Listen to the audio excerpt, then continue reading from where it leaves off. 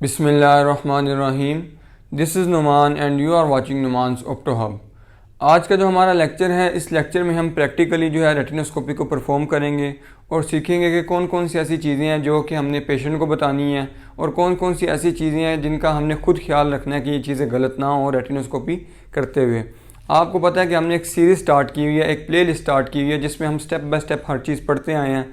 सो आज का जो लेक्चर है इसमें हम थोड़ी सी सिर्फ थ्योरी देखेंगे और बाकी जो है वो प्रैक्टिकली हम परफॉर्म करके देखेंगे कि रेटिनोस्कोपी को प्रैक्टिकली परफॉर्म कैसे करते हैं। जैसा कि मैंने आप लोगों को पढ़ाया है कि रेटिनोस्कोपी 4 टाइप्स की होती है। कितनी टाइप्स की होती है? 4 टाइप्स की। स्टैटिक रेटिनोस्कोपी होती है, डायनेमिक रेटिनोस्कोपी होती है, मुहिंद्रा होती है और रेडिकल होती है। आज के लेक्चर में हम स्टैटिक जो रेटिनोस्कोपी है इसको डिस्कस करेंगे। सबसे पहले तो मुझे ये पता होना चाहिए कि स्टैटिक का मतलब क्या है। जो स्टैटिक वर्ड है इसका मतलब क्या है। रेटिनोस्कोपी का तो ऑलरेडी हमने मतलब डिटेल में डिस्कस किया हुआ है। रेटिनोस्कोपी के बारे में तो हमने ये भी डिस्कस किया है कि ये एक मिसनोमर वर्ड है। सो इसका मतलब तो ऑलरेडी हमें पता है। हम ज़रा देखते हैं कि स्टैटिक का क्या मतलब होता है। स्टैटिक का मतलब होता है जी, अगर मैं इसका आपको बिल्कुल वर्ड का मीनिंग बताऊँ तो इसका मतलब है साकिन। अब साकिन का मतलब कि अगर मैं इसको और इजी करूँ या इसका सिनोनिम यहाँ पे लिखूँ वो बनेगा नो मूवमेंट। No movement. अगर इसको मैं और इजी करके या प्रैक्टिकली आपको ज़रा बताने की कोशिश करूँ, नो मूवमेंट का मतलब यहाँ पे ये है कि मैंने जब रेटिनोस्कोपी परफॉर्म करनी है, मेरे और मेरे पेशेंट के दरमियान एक डिस्टेंस है, एक वर्किंग डिस्टेंस जो कि मेरे अपने ऊपर है। मैंने वो डिसाइड करना है। मेरी मर्ज़ी मैं 50 सेंटीमीटर रखूँ, मेरी मर्ज़ी है वो मैं 67 रखूँ, इट्स अप टू मी। लेकिन मोस्ट कॉमनली 67 यूज़ होता है। मैं कंसिडर करता हूँ जी मेरे और मेरे पेशेंट के दरमियान जो हमारा वर्किंग डिस्टेंस है वो 67 सेंटीमीटर है। अब 67 सेंटीमीटर का मतलब यहाँ पे ये है, स्टैटिक जब आप परफॉर्म कर रहे हैं 67 का मतलब ये है कि ना मैं 67 से फिर कम करूँगा इसको, ना मैं 67 से ज़्यादा करूँगा। जहाँ 67 है इसका मतलब 67 सेंटीमीटर पे ही मैंने स्टैटिक को परफॉर्म करना है। स्टैटिक का मतलब एक जगह रुक के रेटिनोस्कोपी को परफॉर्म करना। ना आगे मैं रेटिनोस्कोप को, ना मैं पेशेंट को कहूँ कि आप आगे आओ, ना मैं आगे जा रहा हूँ, ना मैं पीछे जा रहा हूँ। ठीक है, आई होप आपको समझ आ गया होगा कि मैं क्या बताना चाह रहा हूँ कि एक जगह पे जो रुकना है आपका, एक जगह पे साकिन हो जाना आपका, ये इसको आप कहते हैं static retinoscopy. So static retinoscopy most commonly आप यूज़ करते हैं। आप सबसे ज़्यादा जो रेटिनोस्कोपी परफॉर्म करते हैं वो आपकी स्टैटिक रेटिनोस्कोपी परफॉर्म आप कर रहे होते हैं। अब स्टैटिक का मुझे मतलब पता चल गया। अब नेक्स्ट हम देखते हैं स्टैटिक कितने मेथड के साथ परफॉर्म की जाती है। स्टैटिक जो रेटिनोस्कोपी है उसको 2 तरीकों के साथ, उसके 2 मेथड हैं उसको परफॉर्म करने के। एक मेथड है जी ड्राई मेथड, एक मेथड है जी ड्राई और दूसरा है जी वेट मेथड। दूसरा है वेट मेथड। अब ये ड्राई क्या है, वेट क्या है, क्या मतलब हो गया इसका। पहले तो मैं ज़रा वेट का बताता हूँ, ड्राई का ऑटोमेटिकली आपको पता चल जाएगा। अब वेट का मतलब है कि जो आपने साइक्लोप्लेजिक ड्रॉप डाले वो आपकी वेट रेटिनोस्कोपी, वो आपकी वेट मेथड के साथ आप रेटिनोस्कोपी परफॉर्म कर रहे हैं। अब साइक्लोप्लेजिया का यहाँ पे क्या मतलब है, हम अकोमोडेशन को बच्चों में मोस्टली हम करते हैं कि उनकी अकोमोडेशन बहुत ज़्यादा होती है, वो परफॉर्म कर रहे होते हैं, अकोमोडेशन बहुत ज़्यादा एग्जर्ट कर रहे होते हैं। इस वजह से उनकी आंखों में हम ड्रॉप डालते हैं। कौन से ड्रॉप डालते हैं? साइक्लोप्लेजिक ड्रॉप डालते हैं जो कि उनकी अकोमोडेशन को रिलैक्स करते हैं, साइक्लोप्लीजिया करते हैं। क्या करते हैं? साइक्लोप्लीजिया करते हैं, अकोमोडेशन को रिलैक्स करते हैं। सो वेट का मतलब है कि अगर आंख के अंदर ड्रॉप डाल रहे हैं, आंख के अंदर ड्रॉप डाल रहे हैं तो वो गीली हो रही है, मेरी आंख गीली हो रही है, वेट हो रही है। यानी कि ड्रॉप डाल के अगर आप रेटिनोस्कोपी को परफॉर्म कर रहे हैं, हो तो स्टैटिक ही परफॉर्म रही है, डिस्टेंस चेंज नहीं हो रहा, लेकिन आपने ड्रॉप डाल के किया तो वो कौन सा मेथड हो गया? वो वेट मेथड हो गया। और मोस्टली आप सुनते होंगे जी वेट रेटिनोस्कोपी परफॉर्म की है। कौन सी टेक्निक है जी? वेट टेक्निक है। टेक्निक भी आप कह सकते हैं, आप मेथड भी कह सकते हैं। ड्राई का मतलब है कि आपने कोई भी ड्रॉप नहीं डाले, आपने उसकी अकोमोडेशन को ड्रॉप डाल के रिलैक्स नहीं किया। आपने जो पेशेंट आपका था, नो ड्रॉप्स, कोई ड्रॉप्स नहीं डाले इसमें, इस मेथड में या इस टेक्निक में आपने कोई ड्रॉप नहीं डाले और उसकी अकोमोडेशन को आपने 6x6 पे एक टारगेट दिया। एक जो आपका स्नेलन चार्ट है या आप एलईडी चार्ट यूज़ करते हैं या कोई भी जो चार्ट आप यूज़ करते हैं, उस पे आपने एक टारगेट दिया और उसको कहा कि आपने उधर देखना है, उस पे अपनी नज़र रखनी है। उसकी अकोमोडेशन को इस तरीके से आपने रिलैक्स किया, लेकिन ड्रॉप डाल के नहीं किया। जब ड्रॉप नहीं डाले तो वो कौन सा मेथड हो गया? वो आपका ड्राई मेथड हो गया। और ड्रॉप डाल के तो वो आपका वेट मेथड हो गया। अब यहाँ पे छोटी सी चीज़ याद एक और रखनी है आपने, फिर हम प्रैक्टिकली परफॉर्म करते हैं ज़रा। आप कौन कौन से ड्रॉप यूज़ करते हैं। वेट रेटिनोस्कोपी अगर आप कर रहे हैं, वेट मेथड यूज़ कर रहे हैं, तो कौन कौन से ड्रॉप आप यूज़ करते हैं, ये नोट डाउन कर लें। आपको मैं ड्रॉप बता देता हूँ। आप ड्रॉप यूज़ करते हैं जी एट्रोपिन। कौन सा यूज़ करते हैं जी, एट्रोपिन यूज़ करते हैं। दूसरे नंबर पे आप कौन सा जी यूज़ करते हैं, आप यूज़ करते हैं साइक्लोपेंटोलेट। कौन सा यूज़ करते हैं, साइक्लोपेंटोलेट, ये यूज़ करते हैं। तीसरे नंबर पे यूज़ करते हैं, वो भी मैं आपको बता देता हूँ, लेकिन वो मोस्ट कॉमनली अब मार्केट में अवेलेबल भी नहीं है और इतना कॉमनली यूज़ नहीं होता। ये दोनों ज़्यादा कॉमनली यूज़ होते हैं। उसका भी मैं आपको तीसरे का भी नाम बता देता हूँ, उसका नाम है जी होमेट्रोपिन। होमेट्रोपिन। अब इनका हमने टोनस अलाउंस देखना है, हमने इनका टोनस अलाउंस देखना है कि टोनस अलाउंस क्या होता है। अब एट्रोपिन का जो आपका टोनस अलाउंस होता है वो होता है +1 डायोप्टर, +1 डायोप्टर। आपके साइक्लोपेंटोलेट का टोनस अलाउंस होता है +0.75 डायोप्टर और आपका जो होमेट्रोपिन है इसका आपका होता है +0.50 डायोप्टर। क्या क्या होता है, +1 एट्रोपिन का, साइक्लोपेंटोलेट का +0.75 और आपका जो लास्ट वन होमेट्रोपिन है इसका +0.5 होता है। अब मैंने यहाँ पे आप लोगों के सामने ड्रॉप्स तो लिख दिए, तीनों ड्रॉप्स लिखे और ये भी बता दिया कि +1 एट्रोपिन उसका टोनस अलाउंस इतना होता है, साइक्लोपेंटोलेट का इतना होता है, होमेट्रोपिन का इतना होता है। अब बात यहाँ पे गौर करने वाली ये है कि अगर आपको टोनस अलाउंस का मतलब नहीं पता, टोनस अलाउंस क्या वर्ड है जी यहाँ पे, टोनस अलाउंस, ठीक है। अगर आपको इसका मतलब नहीं पता तो आपको ये भी नहीं समझ आएगी कि मैंने यहाँ पे बात क्या की है। सबसे पहले ज़रा टोनस अलाउंस का मतलब समझ लें। एट्रोपिन का भी मैकेनिज्म ऑफ एक्शन सेम ही, सबका तकरीबन सेम है मैकेनिज्म ऑफ एक्शन, लेकिन इनकी डोजेज डिफरेंट होती है, इनको डालने का तरीका डिफरेंट होता है। इस चीज़ को बस आपने याद रखना है। और अब बातें हैं टोनस अलाउंस का, जो मैं आपको बता रहा हूँ। टोनस अलाउंस का मतलब है कि मैंने आंख के अंदर ड्रॉप डाले हैं। ड्रॉप मैंने क्यों डाले हैं, साइक्लोप्लीजिया करने के लिए। साइक्लोप्लीजिया का मतलब मैंने बच्चे की अकोमोडेशन या जिस पे मैंने रेटिनोस्कोपी को परफॉर्म करना है उसकी अकोमोडेशन को रिलैक्स करने के लिए मैंने उसकी आंख के अंदर ड्रॉप्स डाले हैं। जब मैंने आंख के अंदर ड्रॉप डाल दिए, आई के अंदर ड्रॉप डाल दिए, तो अब मैं ये एक्सपेक्ट कर रहा हूँ कि उसकी जो अकोमोडेशन है वो फुली रिलैक्स हो जाएगी, उसकी अकोमोडेशन फुली रिलैक्स हो जाएगी। बट प्रॉपरली ऐसा नहीं होता, प्रैक्टिकली ये चीज़ ऐसे पॉसिबल नहीं है, क्योंकि आपके जो सिली मसल्स हैं वो फिर भी कुछ ना कुछ अकोमोडेट करते ही रहते हैं। वो अपने आप का वो जो उसको कहते हैं ना जोर लगाना, वो लगाते ही रहते हैं।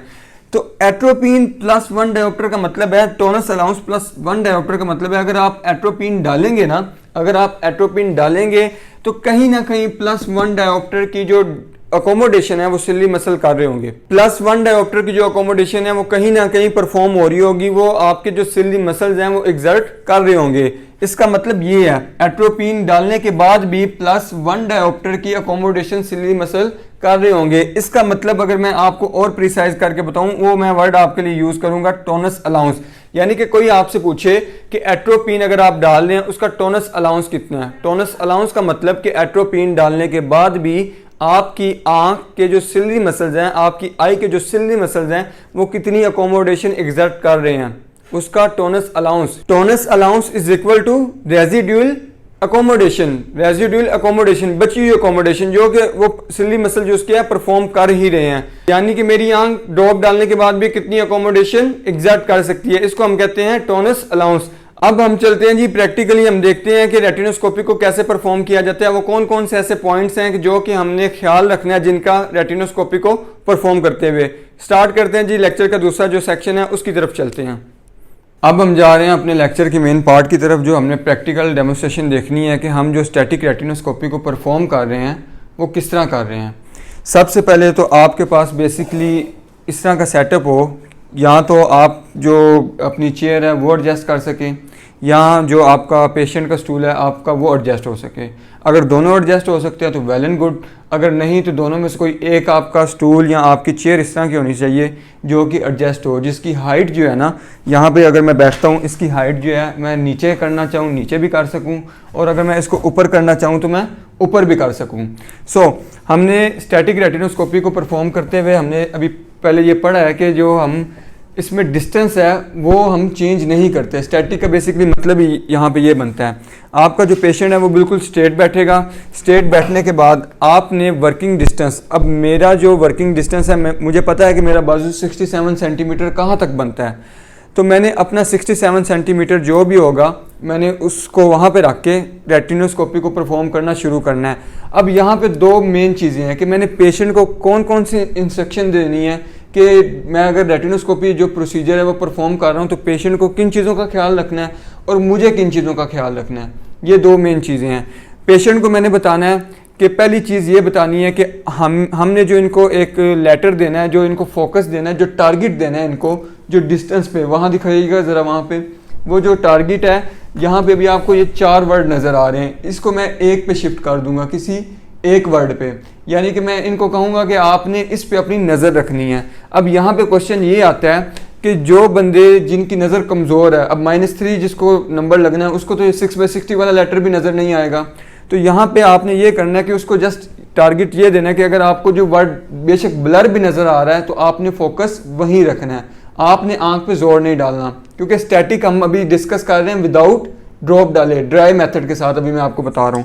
सो आपने परफॉर्म किस तरह करना है, परफॉर्म आपने इस तरह करना है कि right side of your examiner, आपकी जो राइट साइड है, right side of the patient, ठीक है, और राइट हैंड के साथ आपने रेटिनोस्कोपी को परफॉर्म करना है। आप सामने देखेंगे जी, सामने फोकस करवा के आपने रेटिनोस्कोपी को इस तरह परफॉर्म करना है कि आप इनका जो व्यू है वो ब्लॉक ना करें, इनका व्यू ब्लॉक ना हो, यानी कि मैं यहाँ पे रेटिनोस्कोपी को परफॉर्म कर रहा हूँ तो ये टारगेट ब्लॉक ना हो। दूसरी चीज़ मैंने इनको ये इंस्ट्रक्शन देनी है कि अगर आपका टारगेट, जो आपको हमने वर्ड दिया टारगेट, अगर आपका वो ब्लॉक होता है, अगर मैं उसके सामने आता हूँ तो आपने मुझे फौरी बताना है कि वो आपको नज़र नहीं आ रहा, तो आप काइंडली थोड़ा साइड पे हो जाए। कौन कौन सी इंस्ट्रक्शन देनी है, सबसे पहले ये इंस्ट्रक्शन देनी है कि ये दूर देखेंगे। दूसरा, अगर वो आपको नज़र पेशेंट को नहीं आ रहा तो वो फौरी मुझे बताएगा। तीसरी चीज़ मैंने पेशेंट को ये बतानी है कि ये पेशेंट पे ये कोई, मैंने रेटिनोस्कोपी परफॉर्म कर रहा हूँ तो ये ऐसा नहीं है कि ये आंखें खोल के रखना है, ऐसा कोई लाजिम व मलजूम नहीं है इनके लिए, ये ब्लिंक कर सकते हैं। मैंने पेशेंट को ये बताना है कि भाई आप वहाँ देखें, जब आप ब्लिंक करना चाहें, आंख झपकना चाहें, आप आंख झपक सकते हैं, आप ऐसा नहीं है कि आप आंख ना झपकें। और दूसरा, पेशेंट ऐसे अभी ये टेक लगा के बैठे हैं, ये ऐसे टेक लगा के नहीं, पेशेंट को कहना है कि आपने बिल्कुल स्ट्रेट बैठना है, टेक छोड़ें जी। अब इनको स्ट्रेट क्यों बिठाया? स्ट्रेट इसलिए बिठाया कि अगर ये ऐसे थोड़ा ले डाउन पोजीशन में होंगे तो डिस्टेंस एक थोड़ा ज़्यादा होगा और मुझे लेंसेज चेंज करने में मुश्किल होगी। अब मुझे पता है कि मेरा 67 सेंटीमीटर यहाँ पे है, तो अब मैंने रेटिनोस्कोपी यहाँ परफॉर्म करना शुरू करनी है। अब ना मैंने यहाँ से ज़्यादा आगे आना है और ना ज़्यादा मैंने पीछे जाना है। मेरा 67 सेंटीमीटर अगर यहाँ पे ये डिस्टेंस है तो मैंने यहीं पे रख के रेटिनोस्कोपी को परफॉर्म करना है। अब आप लोग अगर बिगिनर हैं तो मेरी आपको सजेशन ये है कि आपने हमेशा ट्रायल फ्रेम के साथ जो है ना वो यूज़ करना है। ट्रायल फ्रेम पहना के पेशेंट को, ठीक है, ट्रायल फ्रेम आपने पहना लिया पेशेंट को, पहनाने के बाद आपने बीच में अब लेंसेज, आप देखें ये राइट हैंड से आपने पकड़नी है और राइट आई का करना है। जब मैं लेफ्ट पे आऊँगा अब इनको मैं कहूँगा कि आपका टारगेट जी वहाँ पे है और मैं लेफ्ट हैंड से रेटिनोस्कोपी को परफॉर्म करूँगा। Right I of the examiner, right hand of the examiner and right I of the patient, ठीक है, RRR, ये आपने रूल याद रखना है। अब इसमें सेकंड चीज़ ये है कि मुझे किन चीज़ों का ख्याल रखना है। अब एज अ एग्जामिनर मुझे किन चीज़ों का ख्याल रखना है? एक ये मैंने ख्याल रखना है कि मेरा और पेशेंट का जो आई लेवल है, मेरा और मेरे पेशेंट का जो आई लेवल है वो सेम होना चाहिए। अगर वो पेशेंट मेरा ऊपर है तो मुझे स्टूल की जो लेंथ है या जो हाइट है उसको एडजस्ट करना है, ठीक है, हो गया। दूसरा, अब थोड़ा लाइट बंद करिएगा जी, अभी हम रेटिनोस्कोपी प्रोसीजर जो है स्टैटिक वो परफॉर्म करते हैं। अब आपकी लाइट बंद होगी, जो आपका प्यूपिल है वो थोड़ा डायलेट कर जाएगा और आपको रिफ्लेक्स ज़्यादा अच्छा मिलेगा, आपको ग्लो ज़्यादा अच्छा मिलेगा, आप फोकस वहीं पे रखेंगे। अब मैंने रेटिनोस्कोपी को परफॉर्म करना है, मैंने जी ये परफॉर्म करना यहाँ पे शुरू कर दिया। अब मैंने ये देखा कि ये, अब देख रहे हैं आप यहाँ पे मैं प्लेन मिरर इफेक्ट से कर रहा हूँ, आप जी सीधा देखें। अब मैंने ये जिस तरह ही देखा मुझे विद मूवमेंट मिलना शुरू होगी। अब मुझे विद मूवमेंट मिली है तो मैंने यहाँ से जो लेंस उठाया, फॉर एग्जाम्पल अभी मैंने +2 का लेंस उठा के रखा, मेरा जो वर्किंग डिस्टेंस था मैंने 67 सेंटीमीटर लिया जो कि +1.5 बनता है, लेकिन मुझे मेरी प्रैक्टिस पता है तो मैं इसलिए मुझे रिफ्लेक्स देखते ही पता चल गया कि मैंने कितने नंबर का लेंस उठाना है। तो मैंने लेंस उठाया, मैंने मूवमेंट देखी, ये अब यहाँ पे मुझे थोड़ी सी विद मूवमेंट मिल रही है। अब मैं इसको 2.5 पे शिफ्ट करता हूँ। अब 2.5 पे जैसे ही मैंने शिफ्ट किया इसको, अब ये मूवमेंट जो है न्यूट्रलाइज होगी। अब ये जो मेरिडियन था, स्ट्रीक मैं ऐसे मूव कर रहा हूँ, स्ट्रीक मेरी वर्टिकल है, लेकिन मैं मेरिडियन हॉरिजॉन्टल चेक कर रहा हूँ। जो ये वाला मेरिडियन 180 वाला मेरिडियन है, अभी मैं उसका नंबर चेक कर रहा हूँ, उसका नंबर मैं निकाल रहा हूँ। बेशक मेरी स्ट्रीक सीधी है, लेकिन जो नंबर निकल रहा है वो इस मेरिडियन का, जो 180 वाला मेरिडियन है उसका नंबर निकल रहा है। अब मैंने इसको यहाँ पे 180 वाले को देख लिया। अब 90 वाले को देखने के लिए मैं स्ट्रीक हॉरिजॉन्टल करूँगा और अब इसको मैं दोबारा मैं देख रहा हूँ। अभी मैं दोबारा यहाँ पे देखा तो यहाँ पे मुझे न्यूट्रलाइजेशन पॉइंट जो था वो मिल गया। यहाँ पे भी इनकी अगर मैं ऐसे लेंस निकाल के देख रहा हूँ तो विद मूवमेंट आ रही है, और अगर मैं लेंस डालता हूँ तो आपकी जो मूवमेंट उनकी है वो न्यूट्रलाइज हो जाती है। ठीक है, इट मीन्स कि इनका सिलेंडर नहीं है। अब दूसरी आंख पे भी मैं इसी तरह देखूंगा। ठीक है, दूसरी आंख पे अब मैंने क्या बताया आपको, दूसरी आंख का आपने किस तरह देखना है। अब आपने जी अपनी दाईं आंख से वही आपने जो लफ्ज़ आपको नज़र आ रहा है, आपने अपनी नज़र वहीं रखनी है।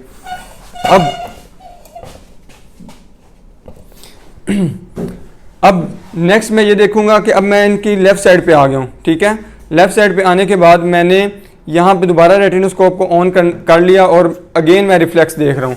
अब मैंने अगेन यहाँ रिफ्लेक्स देखा, मुझे पता चला जी विद मूवमेंट है। मैंने रखा लेंस और मैंने देखा जी ये भी इनका तकरीबन न्यूट्रलाइज हो गया। अगर मैं 0.25 और डाल के भी देखता हूँ,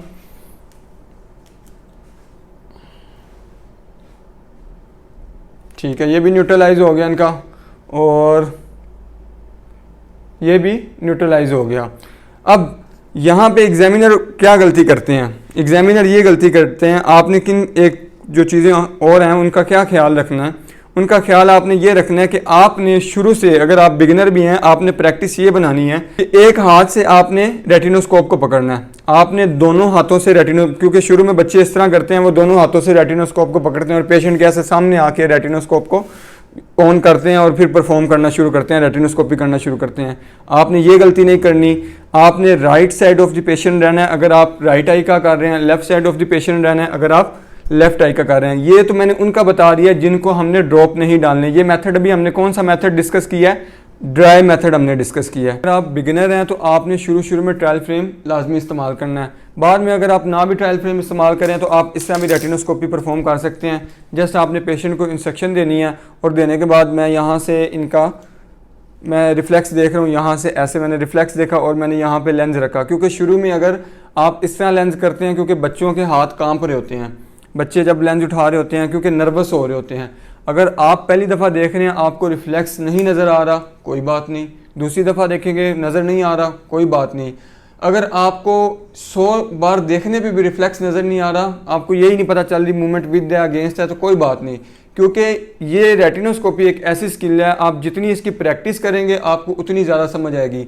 मेरा काम है मैं अच्छा पढ़ा सकता हूँ, आप अच्छा समझ सकते हैं, लेकिन जब तक आप प्रैक्टिकली परफॉर्म नहीं करेंगे आप इसको जो स्किल है उसको पॉलिश नहीं कर सकते, उसको अचीव नहीं कर सकते।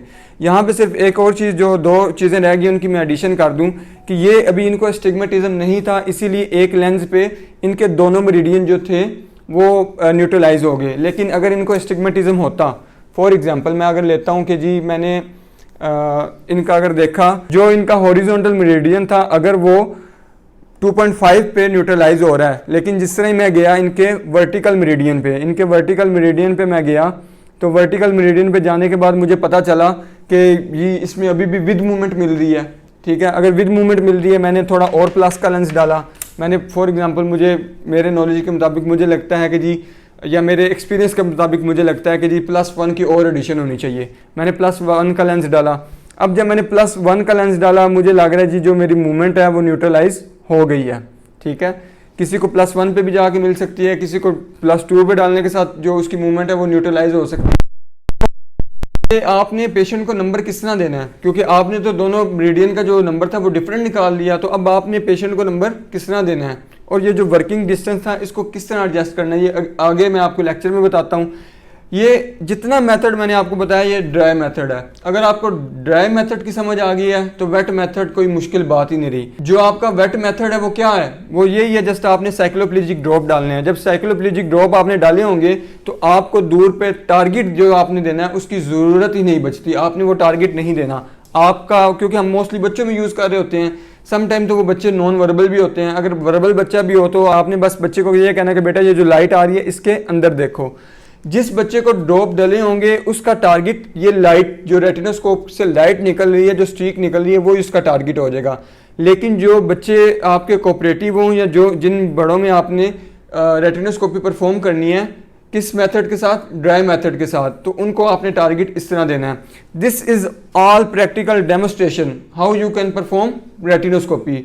आई होप इसके बाद कोई चीज़ बचती नहीं है कि मैं आपको बताऊं कि भाई आपने किस तरह रेटिनोस्कोपी परफॉर्म करनी है। जस्ट यही आपकी टेक्निक्स हैं, यही आपने चीज़ें माइंड में रखनी है। इसको एक दफ़ा मैं रिवाइज करवा दूं तो आपको वो ज़्यादा अच्छी तरह से याद रह जाएगा। आपने क्या क्या बताना है, मैं ये नहीं आपको बताऊंगा जी आपके पास ट्राई बॉक्स होना चाहिए, ये आपके पास चीज़ें होंगी तो रेटिनोस्कोपी परफॉर्म करेंगे। ये तो एक कॉमन सेंस है कि अगर आपके पास ये चीज़ें हैं तो तभी आप रेटिनोस्कोपी परफॉर्म करेंगे। क्या आपने पेशेंट को क्या इंस्ट्रक्शन देनी है, आपने पेशेंट को कहना है कि जी आप उस टारगेट पे नज़र रखेंगे और आपने क्राउडेड जो आपके जो लेटर्स हैं ना वहाँ पे करिएगा एक दफ़ा काइंडली।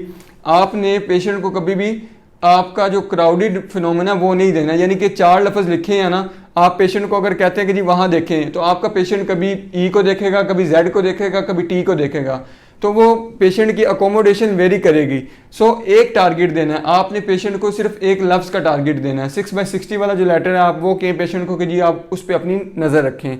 आपने पेशेंट को ये इंस्ट्रक्शन दे दी। दूसरे नंबर पे आपने पेशेंट को कहना है कि अगर मैं आपका व्यू ब्लॉक कर रहा हूँ तो आपने मुझे फौरी बताना है।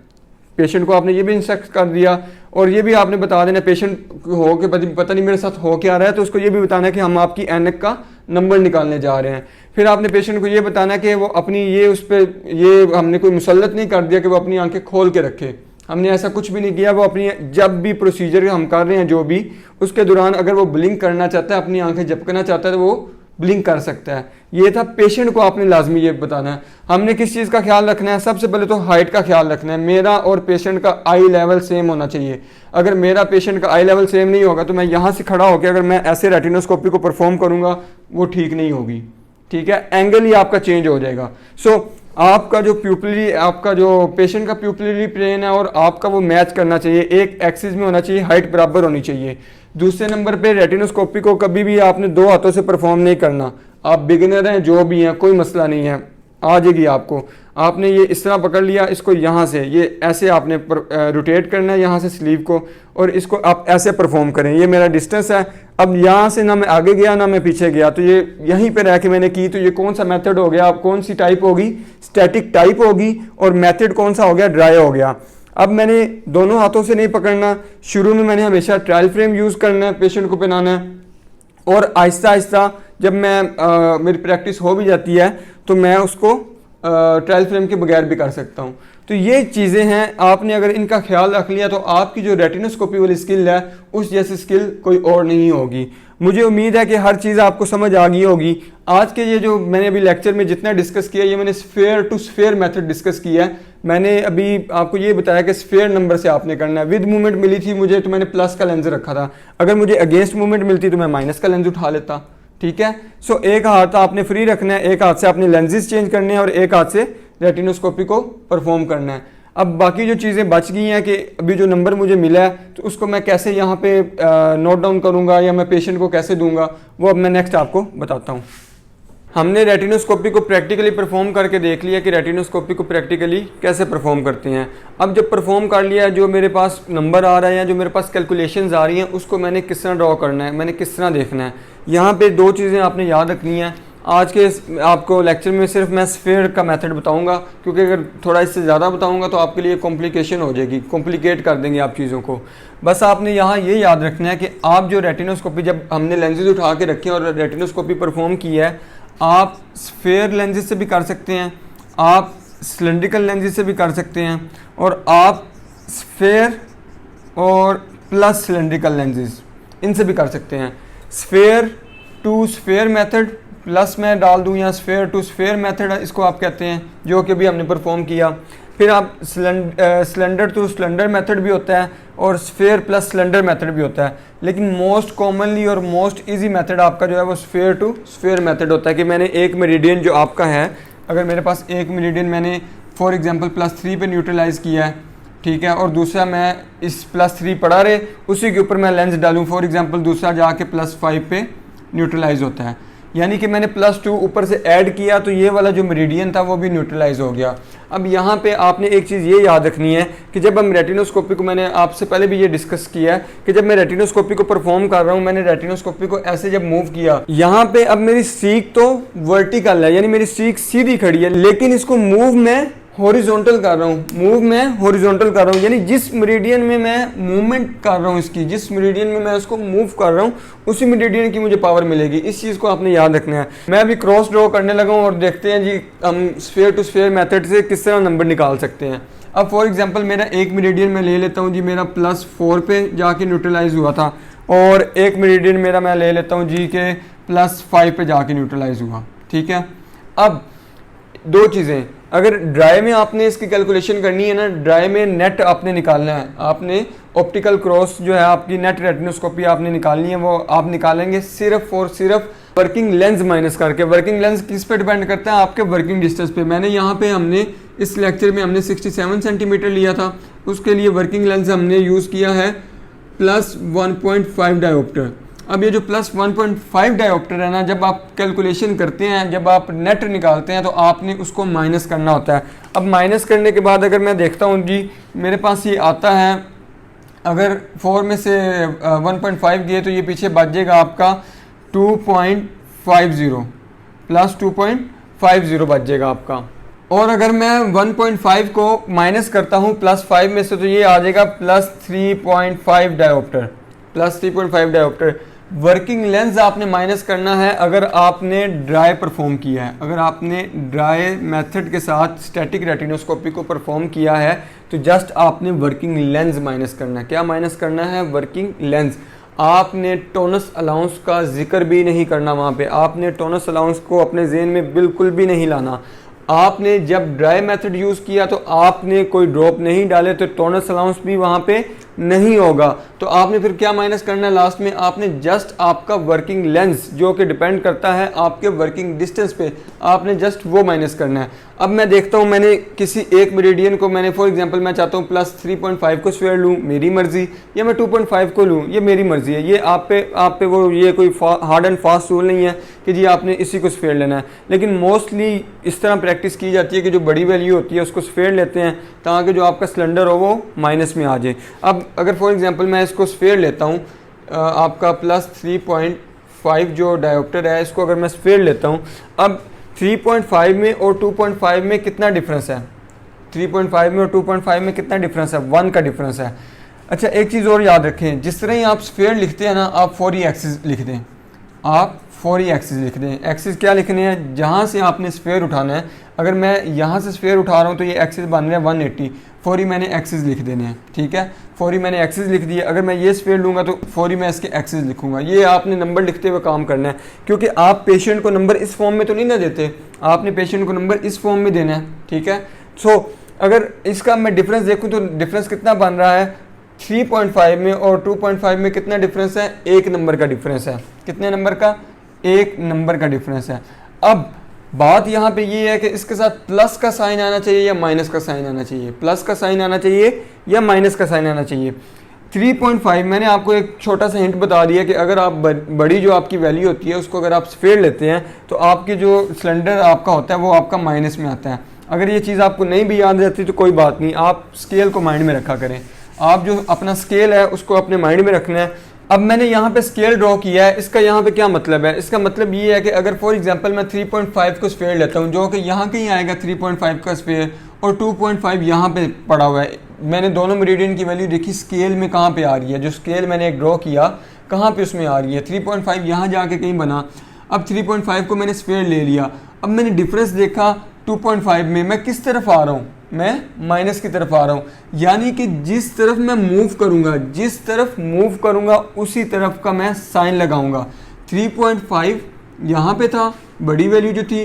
अब मैंने जब डिफरेंस देखा वो 2.5, अब मैं 3.5 से मूव कर रहा हूँ 2.5 की तरफ, और जो मेरा एरो है वो कहाँ जा रहा है? वो मेरा नीचे आ रहा है, लो आ रहा है और माइनस की तरफ जा रहा है, इसलिए मैं यहाँ पे माइनस का साइन लगाऊंगा। इसको अगर उल्ट करके देखें, फॉर एग्जांपल अगर मैं 2.5 को लेता हूँ स्फीयर, +2.5 को मैं स्फीयर लूँ, और 2.5 को स्फीयर लेने के बाद मैंने पहला काम कौन सा करना है? मैंने एक्सिस लगा देने हैं 4।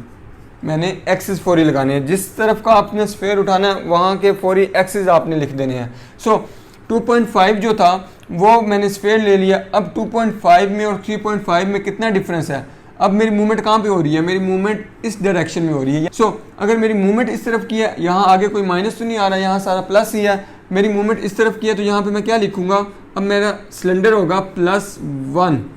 क्या सिलेंडर होगा? +1 at the axis of 90 degree. अब मैंने यहाँ पे स्केल के अकॉर्डिंग भी नंबर निकाल के देखा है। आप लोग कहेंगे ये नंबर डिफरेंट निकला है, ये डिफरेंट निकला है। दोनों नंबर बिल्कुल सेम है, दोनों नंबर बिल्कुल सेम है। कैसे सेम है?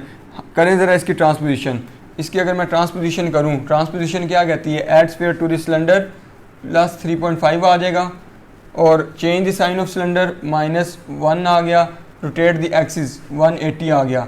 अगर आपको कभी भी साइन में कन्फ्यूजन हो रही हो ना, तो आपने फौरी ट्रांसपोजिशन करके देख लेनी। आपने फौरी ट्रांसपोजिशन करके देख लेनी कि मैंने साइन सही लगाया भी है कि नहीं। और यहाँ पे सिर्फ एक लास्ट छोटी सी चीज़ ये रह गई है कि आपने जब ये मैंने वर्किंग लेंस माइनस किया है, अगर आप कोई ड्रॉप यूज़ कर रहे हैं वेट मेथड में, आपने उसका टोनस अलाउंस भी इसके साथ माइनस करना है। फॉर एग्जांपल मैं टोनस अलाउंस लेता हूं जी, मेरा एट्रोपिन मैंने यूज़ किया, उसका टोनस अलाउंस मैंने कितना बताया था? उसका टोनस अलाउंस +1 डायोप्टर था। +1 और ये जो आपका +1.5 डायोप्टर, ये कितना हो जाएगा? 1 और 1.5 आपका हो जाता है +2.5 डायोप्टर। अब ये जो 2.5 डायोप्टर है ना, मैंने जो माइनस करूँगा वो किस केस में करूँगा? अगर मैंने ड्रॉप डाल के किया है। कहाँ से जब मैं माइनस करूँगा? मैं माइनस करूँगा जब मैं आपका जो क्रॉस है वो ड्रॉ करता हूँ। जो ग्रॉस होता है उसमें से मैंने माइनस करना है। मेरी वैल्यूज़ क्या थी? मेरी वैल्यूज़ थी आई थिंक एक तरफ +4 थी और एक तरफ मेरे पास +5 थी। सो पहले मैंने इसमें से माइनस किया था 1.5 माइनस किया था, अब मैं इसमें से 2.5 माइनस करूँगा क्योंकि मैंने वेट मेथड अब इस्तेमाल किया। बाकी सारी कैलकुलेशन आगे सेम रहेंगी। सिलेंडर भी आप उसी की तरह लिखेंगे और आपका जो स्फेयर है वो भी आप उसी तरह लिखेंगे।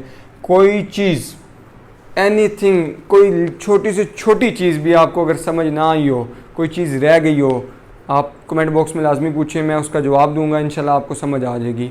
मैंने अपनी तरफ से स्टैटिक रेटिनोस्कोपी में कोई चीज़ छोड़ी नहीं है, यही थी आपकी स्टैटिक रेटिनोस्कोपी। इतनी ही है, इससे ना ज़्यादा है ना इससे कम है, जस्ट इतनी ही है। आप आज से पहले देखते होंगे कि पता नहीं क्या ही स्टैटिक रेटिनोस्कोपी है, वो कुछ भी नहीं है, सिर्फ ये है। आज हमने प्रैक्टिकली भी परफॉर्म करके देख ली, और जो चीज़ें थ्योरेटिकल थी जो हमने ड्रॉ करनी है परफॉर्म करने के बाद, ये वो चीज़ें जो हमने ड्रॉ करनी है। आपको जो प्रिस्क्रिप्शन आपकी होती है उस पर लाजमी ड्रॉ किया करें ताकि आपको याद रहे। एक तो आपके माइंड के अंदर भी ये प्रैक्टिस होती जाएगी, और दूसरा जब आप ड्रॉ करेंगे तो वो नेक्स्ट टाइम पेशेंट आपके पास आता है तो आपको पता होगा कि आपने रेटिनोस्कोपी परफॉर्म की तो आपका ग्रोस क्या बना था, आपने नेट क्या आपका आया था, ये सारी चीज़ें आपको पता रहेंगी। सो आई होप कोई कॉन्सेप्ट बचा नहीं। फिर भी आपको किसी चीज़ की समझ ना आई हो, you can ask in the comment box, I will reply. आज का लेक्चर यहीं तक था, मिलते हैं किसी नेक्स्ट लेक्चर में, तब तक के लिए अल्लाह हाफिज़।